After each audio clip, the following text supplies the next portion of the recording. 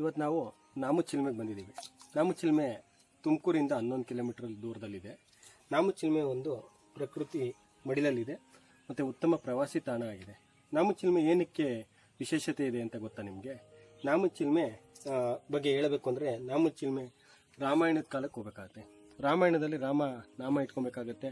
ಅವಾಗ ಅವನಿಗೆ ಎಲ್ಲೂ ನೀರು ಸಿಗಲ್ಲ, ಎಲ್ಲ ಕಡೆ ಹುಡುಕ್ತಾನೆ, ನೀರು ಸಿಗೋದಿಲ್ಲ. ಆಗ ತನ್ನ ಬಾಣದಿಂದ ಬಂಡೆ ಹೊಡಿತಾನೆ, ಆ ಬಂಡೆಯಿಂದ ನೀರು ಚಿಮ್ಮುತ್ತೆ ನೋಡಿ, ಇದೆ ಅದು ನಾಮುಚಿಲ್ಮೆ. ಅದೇ ರಾಮ ಬಾಣ ಹೊಡೆದಾಗ ನೀರು ಉಕ್ಕಿರೋದು.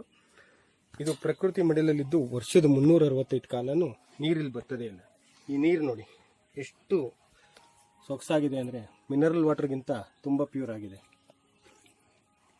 ಇದು ಕುಡಿತಾ ಇದ್ರೆ ಕುಡಿತಾನೆ ಇರಬೇಕು ಅನಿಸುತ್ತೆ.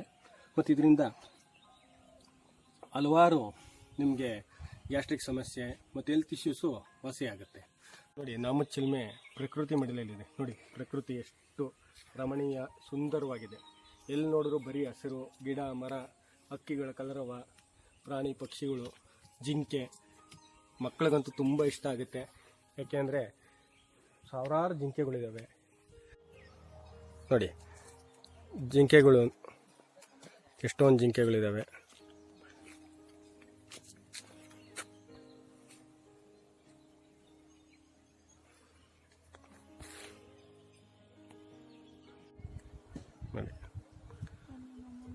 ಮಕ್ಕಳುಗಳನ್ನ ಕರ್ಕೊಂಬಂದರೆ ಅವರು ಆಡೋಕ್ಕೆ, ಕುಣಿಯೋಕ್ಕೆ ಮತ್ತು ಜಿಂಕೆಗಳು ನೋಡಿ ಖುಷಿ ಪಡೋಕ್ಕೆ. ಬರೀ ಟ್ರಾಫಿಕ್ಕು ಇದು ಜಂಜಾಟ ಇಲ್ದಿರ ಕಾಮಾಗಿರುತ್ತೆ. ಒಂದಿನ ಒಳ್ಳೆ ಪಿಕ್ನಿಕ್ ಸ್ಪಾಟು ನಾಮುಚಿಲ್ಮೆ.